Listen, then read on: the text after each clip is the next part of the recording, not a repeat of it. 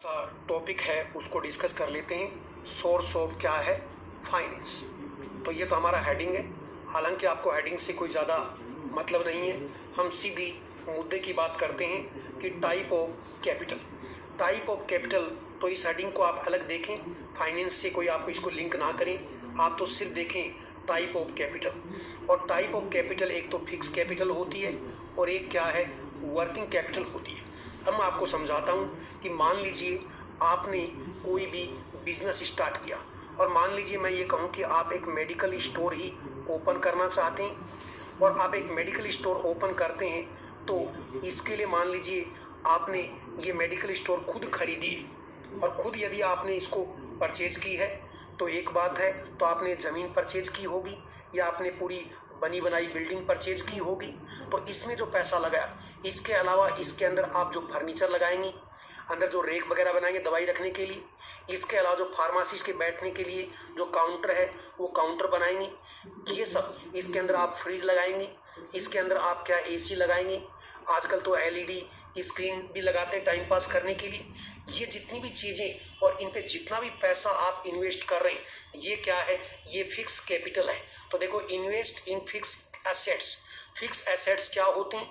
Fix assets का मतलब जो एसेट्स घूम फिर नहीं सकते, जैसे जमीन पे आपने पैसा लगाया, आपने जो मशीन खरीदी, जैसे मैंने कहा कि आपने मेडिकल स्टोर के लिए आपने फ्रिज खरीदा, इसके लिए आपने एसी खरीदा, तो ये मशीन खरीदी या आपने बिल्डिंग खरीदी या उसके अंदर जो फर्नीचर है, ये क्या है, ये फिक्स एसेट्स हैं और इनके ऊपर जो पैसा खर्च होता है वो आपकी क्या है, या ये आपकी फिक्स कैपिटल है।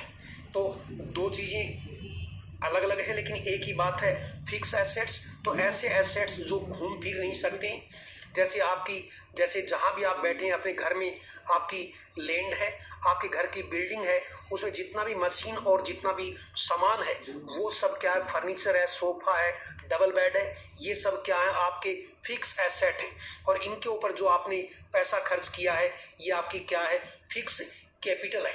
जिसके पास में जमीन ज्यादा हो, मशीन ज्यादा हो, बिल्डिंग बड़ी हो, फर्नीचर हो, ये सब ज्यादा होते हैं, तो इसको हम क्या मानते हैं, उसके पास में फिक्स कैपिटल क्या है, काफी, और इसको सेल करके उसके पास में पैसा आ सकता है। इसके बाद में वर्किंग कैपिटल। वर्किंग कैपिटल का मतलब होता है कि कोई भी बिजनेस है उसकी डे टू डे एक्टिविटी को रन करने के लिए जो हमें पैसा चाहिए होता है वो वर्किंग कैपिटल। जैसे मान लो मैं कहूँ कि ये दुकान आपने परचेज की है, इसकी बिल्डिंग आपकी है, इसकी मशीन है, इसके फर्नीचर, सोफा, सारी चीजें आपकी हैं और इसे पैसा लगाया, ये फिक्स कैपिटल है। अब मैं कहूंगा कि इसमें काम करने वाला जो आदमी है, मान लीजिए इसमें कोई फार्मासिस्ट काम करता है और फार्मासिस्ट आप नहीं है या कोई भी एम्प्लॉई है, तो उसको महीने की सैलरी देंगे और सैलरी देंगे तब ये काम करेगा, तो ये इसको सैलरी जो दी जाती है ये वर्किंग कैपिटल में आएगी। इसके अलावा मान लीजिए दुकान चलेगी तो इसमें इलेक्ट्रिसिटी का खर्चा आएगा, तो इलेक्ट्रिसिटी का जो खर्चा आएगा वो क्या है, वो भी किस में आएगा, वर्किंग कैपिटल में आएगा। या इस दुकान की सेल को प्रमोट करने के लिए आप भी एडवर्टाइजमेंट करना चाहते हैं, जगह जगह पोस्टर लगाना चाहते हैं, या पोस्टर नहीं तो इसके ऊपर बड़ा सा दुकान का नाम लिखेंगे, रोड के ऊपर आधा जो होल्डिंग रखते हैं दुकान वाले कि दवाइयाँ, अंग्रेजी दवाई की दुकान इस साइड में है, तो इसका एडवर्टाइजमेंट करेंगे। तो एडवर्टाइजमेंट करने में जो पैसा खर्च होगा, काम करने वाले लोगों को दैनिक मजदूरी देंगे, या इसकी इलेक्ट्रिसिटी का जो खर्चा होगा या डे टू डे मेंटेनेंस में जो भी खर्चा होगा, ये किस कैपिटल में आएगा, वर्किंग कैपिटल में आएगा।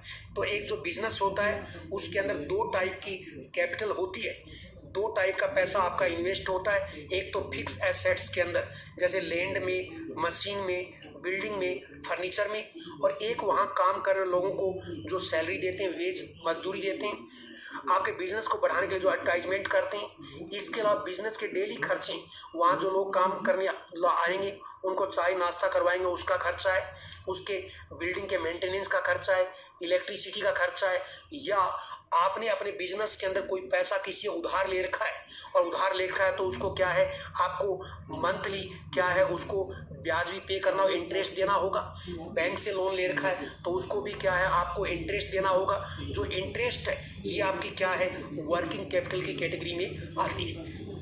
इन चीज़ों का डिस्कशन एमसीक्यू से करेंगे तो चीज़ें आपके और भी क्लियर हो जाएंगी। अब मैं बात करूं, देखो ये दूसरा टॉपिक आ गया है फाइनेंस को किस तरह से क्लासिफाई करेंगे। लेंथ ऑफ फाइनेंस के अकॉर्डिंग एक शॉर्ट टर्म फाइनेंस होता है, एक मीडियम टर्म होता है और एक लॉन्ग टर्म फाइनेंस होता है। और फाइनेंस के बारे में देखो आपको भी आइडिया होगा, क्योंकि आजकल स्टूडेंट भी मोटरसाइकिल परचेज करते हैं, इवन मोबाइल के लिए फाइनेंस मिलता है। और कई लोग तो आप में से बहुत महंगे महंगे मोबाइल जो है वो रखते हैं, पता नहीं उसका क्या फायदा है, मुझे तो समझ में नहीं आता, लेकिन फिर भी आप लोग रखते हैं। 50-50 हज़ार का मोबाइल आप में से मैंने कई स्टूडेंट को देखा है रखते हैं, जिसके चोरी का डर भी रहता है। तो ये देखो उसके लिए फाइनेंस करवाना पड़ता है। तो फाइनेंस यदि आपने 12 महीने से कम समय, लेस देन 12 मंथ, किसी बजाज फाइनेंस कंपनी है या किसी फाइनेंस कंपनी से आपने 12 महीने से कम का फाइनेंस करवाया है तो ये शॉर्ट टर्म फाइनेंस है। और यदि आपने कम से कम 10 साल का फाइनेंस लिया है, कोई बड़ी चीज आपने खरीदी है, जैसे आपने घर खरीदा है, तो कम से कम हर आदमी कम से कम 10 साल का फाइनेंस लेता है, तो ये क्या लॉन्ग टर्म फाइनेंस है। तो आपको दो को याद करना है कि शॉर्ट टर्म फाइनेंस का मतलब क्या है। शॉर्ट टर्म फाइनेंस का मतलब है जो 1 साल से कम समय के लिए है वो शॉर्ट टर्म है, और लॉन्ग टर्म का मतलब क्या है, जो कम से कम 10 साल के लिए है वो लॉन्ग टर्म है। और यदि मैं को मीडियम टर्म अपने आप याद होगा, मोर देन 1 ईयर, जो 1 साल से ज्यादा, और लेस देन 10 साल से कम, तो ये क्या है, मीडियम टर्म फाइनेंस। तो सीधा सीधा क्वेश्चन आपसे पूछेगा कि लॉन्ग टर्म फाइनेंस का मतलब क्या होगा, तो आप कहेंगे यदि कम से कम किसी ने 10 साल के लिए फाइनेंस करवाया है तो लॉन्ग टर्म है।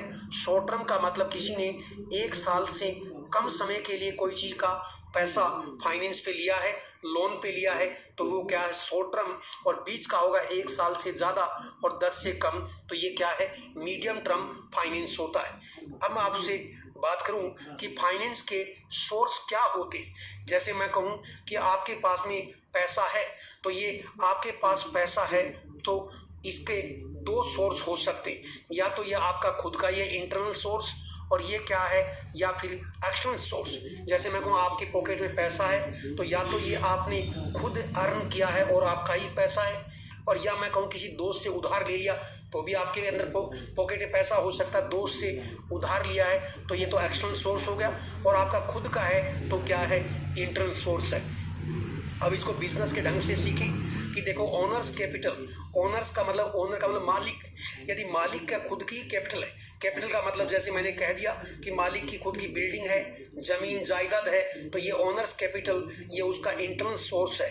दूसरा, यदि वो कोई बिजनेस कर रहा है और बिजनेस में प्रॉफिट हो रहा है और उसी प्रॉफिट को बिजनेस में लगा रहा है, री इन्वेस्टमेंट कर रहा है, तो ये भी क्या है, उसी का पैसा होता है, तो ये क्या है, इंटरनल सोर्स है। तो इंटरनल सोर्स ऑफ फाइनेंस का मतलब मालिक का खुद का ही पैसा हो, ओनर्स कैपिटल।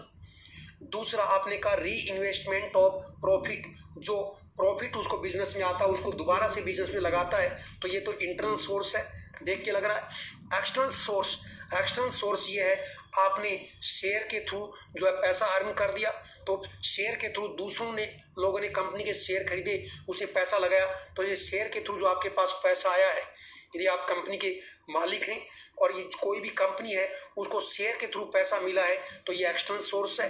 इसका डिबेंचर, डिबेंचर का मतलब था ऋणदाता, ऋणदाता। जैसे कई बार हम क्या है अपने दोस्तों से पैसा उधार लेते हैं, ऐसे आपकी जो कंपनीज होती हैं वो भी किसी पर्सन से पैसा उधार ले सकती हैं, या कोई भी पर्सन उनको पैसा उधार दे सकता है, तो डिबेंचर, तो डिबेंचर से पैसा लिया, ये एक्सटर्नल सोर्स है। बैंक से आपने लोन लिया, किसी फाइनेंशियल इंस्टीट्यूशन जैसे बजाज फाइनेंस है, इससे आपने पैसा लिया, तो ये क्या है, ये एक्सटर्नल सोर्स है। या कोई कस्टमर का एडवांस लिया है, जैसे कई बार होता है ना कि मान लो कोई जोहरी है और उसको आपने 1 लाख रुपए का पेमेंट दिया और आपने उसको कह दिया कि मुझे इस तरह का आहार, जो गले का कोई भी मान लीजिए कोई चीज बनवानी है महिला के लिए, तो इस तरह की चीज आपको बनानी, 1 लाख रुपए आपने सुनार को दे दिए, तो वो आपके लिए चीज बना देगा और खुद का चार्ज ले लेगा, तो ये 1 लाख रुपए उसके बाद पहले से ये क्या, कस्टमर का एडवांस है। इसी तरह से कोई कंस्ट्रक्शन करता है, तो जैसे फ्लैट बनाते हैं, बिल्डर होता है, तो बिल्डर क्या करता है, जिस दिन भूमि पूजन करता है उसी दिन क्या है, वो कस्टमर्स को एडवर्टाइजमेंट के थ्रू पेपर में एडवर्टाइजमेंट करके बुलाते हैं कि भूमि पूजन पे आपका स्वागत है, और जो लोग आज ही रजिस्ट्रेशन कराएगा उसको फ्लैट में 2 लाख की छूट होगी, और लोग उसी दिन आते हैं उसके अंदर, और फिर अपनी तरफ से उन्होंने 5-5, 2-2 लाख रुपए एडवांस जमा करा दिए। तो ये कस्टमर एडवांस जो है ये क्या है, एक्सटर्नल सोर्स है। तो ये कोई रटना नहीं बिल्कुल भी, क्योंकि बिल्कुल इंटरनल का मतलब खुद आपके ओनर का पैसा है या बिजनेस में प्रॉफिट है उसका री इन्वेस्टमेंट कर रहा है, ये इंटरनल है। और यदि एक्सटर्नल की बात करूं तो यदि किसी शेयर जारी करके आपके पास पैसे आए, कि डिबेंचर का मतलब किसी ऋणदाता से आपने पैसे लिए, बैंक से लिए हैं, बजाज फाइनेंस से लिए हैं, या कस्टमर से एडवांस लिए हैं, तो ये क्या है, ये एक्सटर्नल सोर्स है। तो अभी तक हमने कोई बड़ी बात याद नहीं की, जस्ट वर्ड अलग है, इसलिए आपके लिए नए हो सकते हैं। फिक्स कैपिटल जैसे आपकी जमीन है, आपकी बिल्डिंग है, मशीन है, ये फिक्स होती, तो इसमें जो पैसा लगाते हो फिक्स कैपिटल है, या ये आपके फिक्स एसेट्स हो सकते हैं। और दूसरा वर्किंग कैपिटल या वर्किंग एसेट्स बोल सकते हैं। वर्किंग कैपिटल में डेली जो काम करने वाले एम्प्लॉय को आप वेज मजदूरी देते हैं, प्रोडक्ट की कंपनी का एडवर्टाइजमेंट करवाते हैं, यदि किसी से पैसा लिया है बैंक से या किसी डिबेंचर से तो उसको ऋण चुकाते हैं, इलेक्ट्रिसिटी बिल चुकाते हैं, डेली मेंटेनेंस के लिए जो पैसा, जो मशीन है मान लीजिए खराब होगी, इसके डेली मेंटेनेंस में जो पैसा खर्च होता है, तो ये आपकी क्या है, वर्किंग कैपिटल जो है वो होती है। और इसका डिस्कशन आगे भी आएगा। इसके बाद हमने फाइनेंस की बात की। शॉर्ट टर्म का मतलब है 1 साल से कम, लॉन्ग टर्म का मतलब है कम से कम 10 साल के लिए, और बीच का है तो क्या है, मीडियम टर्म फाइनेंस जो है वो होता है। अब चलिए एक नया टॉपिक है उसको भी डिस्कस कर लेते हैं। छोटा सा टॉपिक है, बिल्कुल छोटा सा, और इसके ऊपर क्वेश्चन जरूर आते हैं, तो इसलिए इसको थोड़ा ध्यान से आप पढ़ें, और जो मैं बातें बताऊं उतनी, क्योंकि देखो ये कॉमर्स का टॉपिक है और आपको पता है ये जो सब्जेक्ट है ये मिला जुला सब्जेक्ट है।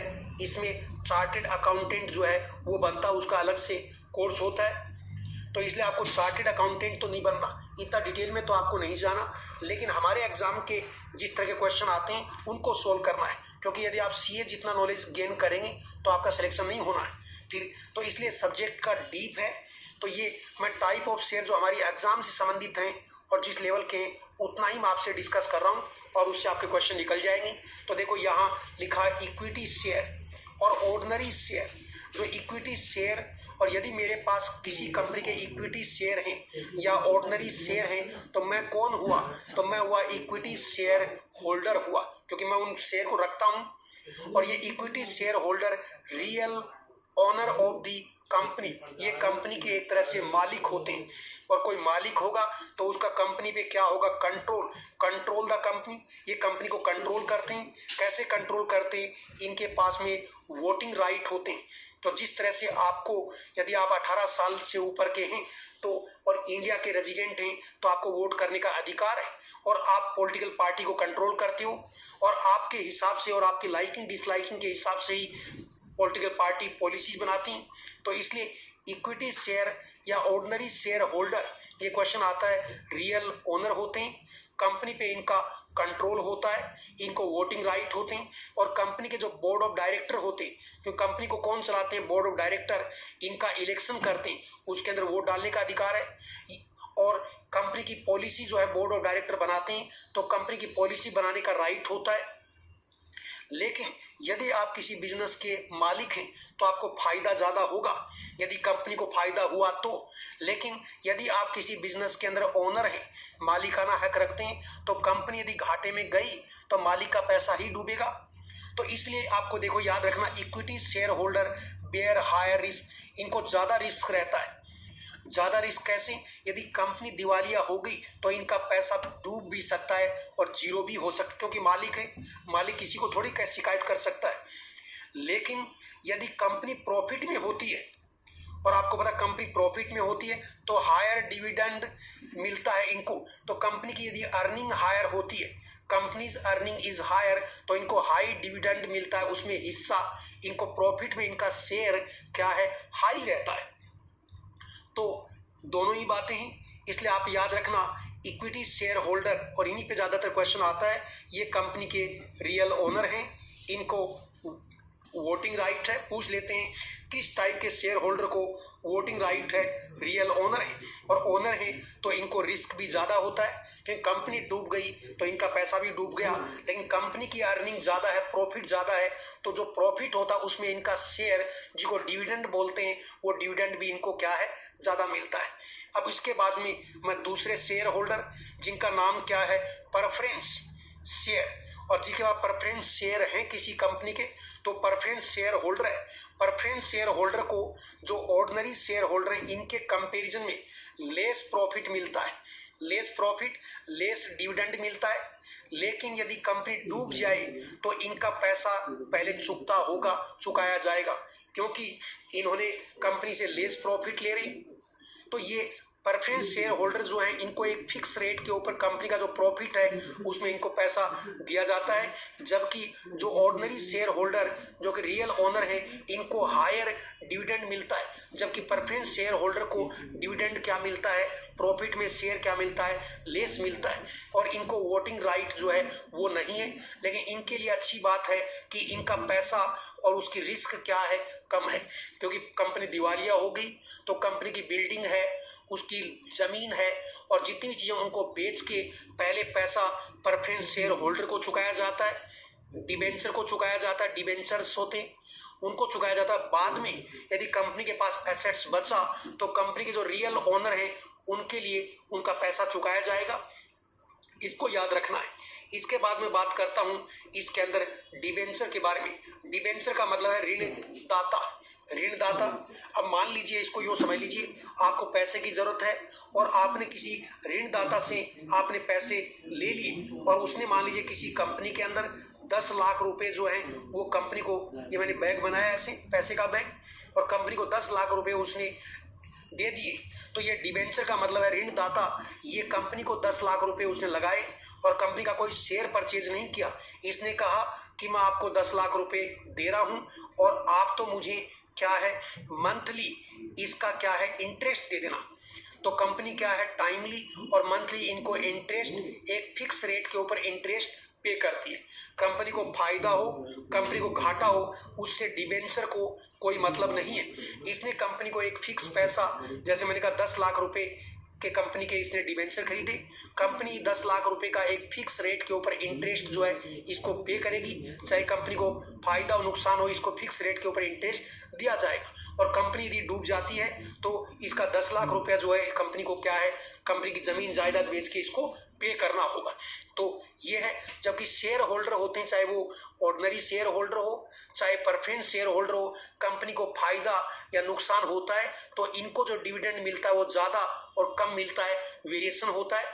लेकिन ऑर्डिनरी शेयर होल्डर का जो पैसा है वो रिस्क पे लगा होता है, कंपनी को बहुत घाटा हो गया तो इसकी जो पूंजी कंपनी लगाई वो जीरो भी हो सकती है, लेकिन प्रेफरेंस शेयर होल्डर को इसका पैसा क्या है, रिटर्न जो है वो किया जाता है। अब एक छोटा सा पॉइंट और है जो अलग से नोट करके लिखा, ओवरड्राफ्ट। ओवरड्राफ्ट का मतलब क्या है, तो देखो, कॉमर्शियल बैंक जो है allow its customer to overdraw his current account. अब देखो इसको मैं समझाता हूं। देखो, करंट अकाउंट क्या है, जैसे हम और आप कोई अकाउंट खोलते हैं वो हमारा पर्सनल या सेविंग अकाउंट होता है, और कोई बिजनेस जिसमें डेली पैसा आ रहा है और डेली पैसा इससे जा रहा है, खर्च हो रहा है, तो इसके लिए इसमें ट्रांजेक्शन ज्यादा होते हैं, तो इसके लिए करंट अकाउंट जो है वो खुलवाते हैं। अब मान लीजिए किसी बैंक के अंदर आपका करंट अकाउंट है किसी बिजनेस का, और आपका पैसा आ भी रहा है, पैसा जा भी रहा है, तो बैंक के पास में पूरी डिटेल है कि एक साल में कितना पैसा तो आया और कितना गया और कितना आपका क्या है, बैलेंस है। और उससे आपकी रेपुटेशन का पता लग जाता है कि आपके पास आज ज्यादा रहा है और जा कम रहा है, और आपके पास में बैलेंस काफी अच्छा है इस साल भी। और यदि आप बैंक के पुराने कस्टमर हैं तो देख रहा है लास्ट साल भी इसका बैलेंस अच्छा था, उससे भी अच्छा था, और धीरे धीरे इसकी बैलेंस, बैंक अकाउंट के अंदर जो पैसा है वो इसका बढ़ रहा है, यानी इसका बिजनेस ग्रो कर रहा है। ये बैंक को स्टेटमेंट देके पता लग जाता है।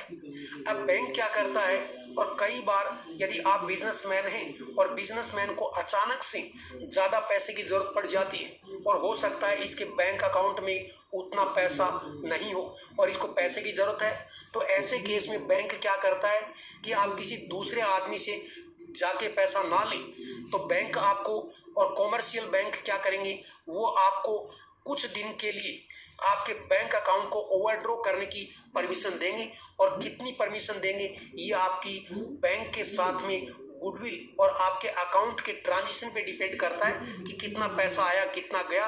और आप बैंक देख रहा काफी समय से आपके अकाउंट में खूब सारा पैसा पड़ा है, तो बैंक को पता है कि ये बड़ा बिजनेसमैन है और इसकी ओवरड्रॉ करने की लिमिट ज्यादा रखी जा सकती है। और मान लीजिए इसके अंदर ओवरड्रॉ में बैंक जैसे आपको कह देगा कि बैंक से आप 5 लाख रुपया जो है वो ओवरड्रॉ कर सकते हैं, यानी आपका बैंक अकाउंट और बैंक बैलेंस किसी दिन जीरो भी हो और जीरो होने के बाद भी यदि आपको 5 लाख रुपए तक की जरूरत है तो बैंक के अकाउंट से 5 लाख रुपए बैंक से एक तरह से उधार ले सकते हो, लेकिन एक फिक्स टाइम होगा कि इसको 1 महीने 15 दिन के अंदर ये बैंक के अंदर क्या है वापस रिटर्न करना होगा। और आपने रिटर्न नहीं किया तो बैंक फिर इसके ऊपर आपके ऊपर क्या है पेनल्टी लगाएगा, ये सब रहता है। ये ऐसे ही है कि मान लीजिए आपका कोई दोस्त है और वो अच्छा कमाता है, बिजनेस कर रहा है और खर्च भी होता है और उसके पास में आप उसको अच्छे से जानते हो, तो आपको पता है कि इसकी कितनी अर्निंग कर रहा है। और यदि वो आपसे किसी दिन 10,000 रुपये उधार लेने आ गया और आप इसको जानते हो और आपने इसको 10,000 रुपया यदि इसको दे दिया और इसको 10 दिन के लिए दिया और 10 दिन में इसने आपको पैसा यदि लौटा दिया, तो आपके दिमाग में इसकी गुडविल भी बन जाएगी। क्या 10 दिन का नाम लिया था और 10,000 रुपये से 10 दिन की अंदर या 8 दिन में लौटा दिए, अगली बार ये 10 की जगह 15,000 लेगा तो भी आप दे देंगे। लेकिन कभी ऐसा हुआ कि इसने 10,000 रुपये आपसे लिए और पहली बार जैसा भी इसकी गुडविल आपके माइंड में आपने इसको पैसे दे दिए और इसने 10 दिन का टाइम लिया, लेकिन 11वें दिन भी इसका फोन नहीं आया और ये पैसा इसने बड़ी मुश्किल से आपको लौटाया है, तो अगली बार यदि आपके 10 क्या 5,000 रुपये मांगने भी आएगा तो भी आप क्या करेंगे, आप इसकी जो लिमिट है, क्योंकि आपके पैसे मांगता नहीं, आप इसको उधार देने और इसकी ओवरड्रॉ लिमिट है, या तो आप क्या कम कर देंगे, क्या 5 तक तो इसको दे सकता हूँ, डूब भी गए तो कोई खास बात नहीं, लेकिन 10 नहीं दे सकता। या आप उसको कहोगे मेरे पास तो 1,000 रुपये हैं, 1,000 तो दे सकता हूं, और मान लो ये 1,000 भी लेगा और अगली बार 1,000 लौटाने में इसने प्रॉब्लम की, तो नेक्स्ट टाइम क्या है आप इसको क्या है मना ही कर दोगे या बहाना मार दोगे। तो सेम चीज बैंक के लिए होती है कि जो बिजनेसमैन है उसको अचानक से ज्यादा पैसे की जरूरत पड़ जाए तो बैंक उसके अकाउंट में जीरो बैलेंस भी हो तो भी कुछ पैसा बैंक से निकालने की परमिशन, इसलिए क्या ओवरड्रॉ, कि आपके बैंक अकाउंट में 1 लाख रुपया और आप 5 लाख रुपए उससे निकाल सकते हो, तो ये ओवरड्रॉ लिमिट है आपकी, है ना। और लेकिन फिक्स टाइम में आपको पैसा बैंक में जमा कराना होगा, यदि नहीं कराते हैं तो बैंक क्या आपके ऊपर पेनल्टी जो है वो अप्लाई कर देगा। और ओवरड्रॉ लिमिट आपकी कितनी होगी ये बैंक आपकी गुडविल के हिसाब से तय करता है। और आजकल तो जो सेविंग बैंक अकाउंट भी हमारा बैंक में होता है, उन्होंने भी ऐसा कर रखा था कि कस्टमर उनसे ज्यादा क्या है जुड़े हों और लोन भी लें, कोई चीज भी करें तो वो उसी के साथ ही उसका व्यवहार बना रहे, इसलिए वो क्या है ओवरड्राफ्ट की लिमिट उनकी तय कर देते हैं। तो आज के पार्ट में इतना ही, और इसमें 2-3 बातें मैंने आपको बताई जिसके अंदर ये 2 चीजें आपको याद रखनी है, और ये 2 ही याद रखनी है कि इक्विटी और ऑर्डिनरी शेयर क्या है। तो ये कंपनी के ओनर हैं, वोटिंग राइट है, कंपनी को कंट्रोल करते हैं, बोर्ड ऑफ डायरेक्टर का चुनाव करते हैं, जबकि प्रेफरेंस शेयर होल्डर के पास में ये सब चीजें नहीं है। लेकिन प्रेफरेंस शेयर होल्डर को कंपनी एक फिक्स रेट के ऊपर और लेस रेट के ऊपर इनको जो प्रॉफिट होता है उसका रिटर्न देती है, जबकि ऑर्डिनरी शेयर होल्डर को ये रिटर्न क्या है हायर मिलता है, डिविडेंड हायर मिलता है, लेकिन रिस्क भी इनको क्या होती है हाई होती है। और डिबेंचर जैसे मैंने कहा ऋणदाता, आप तो ऋणदाता याद रखना, जैसे गांव में शहर में किसी महाजन से हम पैसा लेके आते हैं उधार, और फिर मंथली उसको क्या करते हैं, उसका इंटरेस्ट पे करते हैं, और फिर एक टाइम लिमिट होगी तो मूलधन भी उसको क्या है, चुकाना होता है। तो ये डिबेंचर क्या है, ऋणदाता है। तो किसी कंपनी के को भी आप पैसा ऋण पे दे सकते हैं, और कंपनी उसके बदले में आपको क्या है, उस ऋणदाता को, डिबेंचर को इंटरेस्ट फिक्स रेट के ऊपर पे करेगी। और टाइम लिमिट के बाद में यदि टाइम 5 साल 10 साल के लिए आपने कंपनी को ऋण दिया है तो कंपनी आपका इंटरेस्ट तो मंथली पे कर रही है, उसके साथ आपका जो मूलधन है उसको भी क्या है, लौटा देगी। और फिर उसके बाद में ओवरड्राफ्ट के बारे में बात की। तो ये हमने टॉपिक का और उतना ही हमने लेवल लिया है जितना एक फार्मासिस्ट एग्जाम और फार्मेसी के लिए रिक्वायर्ड है। इससे ज्यादा लेवल के क्वेश्चन यदि आप करने जाएंगे तो आपको कंफ्यूजन हो जाएगा और आपकी परफॉर्मेंस जो है सुधार नहीं होगा, क्योंकि ये कॉमर्स का टॉपिक है और कॉमर्स अपने आप में एक ब्रांच है। जैसे आपको पता फार्मेसी के अंदर मैथमेटिक्स भी चलती है, लेकिन एक लिमिट के अंदर फार्मेसी में कंप्यूटर एप्लीकेशन का भी एक सब्जेक्ट होता है एक लिमिट के अंदर। तो इसलिए इसकी भी आपको एक लिमिट जो है उसके अकॉर्डिंग मैंने चीजों को बताया है, और इससे आपके क्वेश्चन जो है वो सोल्व हो जाएंगे। इसी के साथ ही आपको धन्यवाद। जय हिंद।